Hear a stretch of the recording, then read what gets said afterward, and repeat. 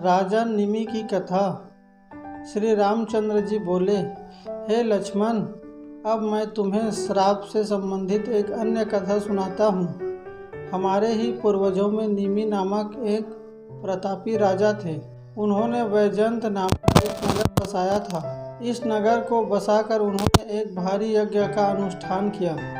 यज्ञ संपन्न करने के लिए महर्षि वशिष्ठ, महर्षि अत्रि, महर्षि अंगिर तथा महर्षि भृगु को आमंत्रित किया, किंतु वशिष्ठ को एक यज्ञ के लिए देवराज इंद्र ने पहले ही वर्ण कर दिया था। इसीलिए वे निमि से प्रतीक्षा करने के लिए कहकर इंद्र का यज्ञ कराने चले गए। वशिष्ठ के जाने पर महर्षि गौतम ने यज्ञ को पूरा कराया। वशिष्ठ ने लौटकर जब देखा कि गौतम यज्ञ को पूरा करा रहे हैं तो उन्होंने क्रोध होकर निमि से मिलने की इच्छा प्रकट की। जब 2 घंटे प्रतीक्षा करने पर भी निमि से भेंट न हो सकी तो उन्होंने श्राप दिया कि राजा निमि, तुमने मेरी अवहेलना करके दूसरे पुरोहित को वरण किया है, इसलिए तुम्हारा शरीर अचेत होकर गिर जाएगा। जब राजा निमि को इस श्राप की बात मालूम हुई तो उन्होंने भी वशिष्ठ जी को श्राप दिया कि आपने मुझे अकारण ही श्राप दिया है, अतएव आपका शरीर भी अचेत होकर गिर जाएगा। इस प्रकार श्रापों के कारण दोनों ही विदेह हो गए। यह सुनकर लक्ष्मण बोले, रघुकुल भूषण, फिर इन दोनों को नया शरीर कैसे मिला?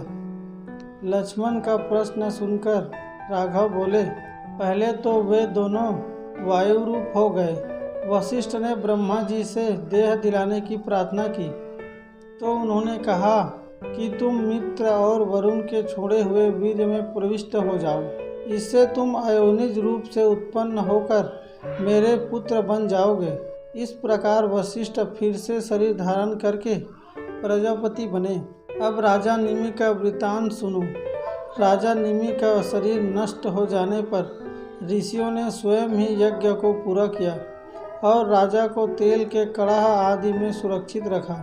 यज्ञ कार्यों से निवृत्त होकर महर्षि भृगु ने राजा निमि की आत्मा से पूछा कि तुम्हारे जीव चैतन्य को कहाँ स्थापित किया जाए। इस पर निमि ने कहा कि मैं समस्त प्राणियों के नेत्रों में निवास करना चाहता हूँ।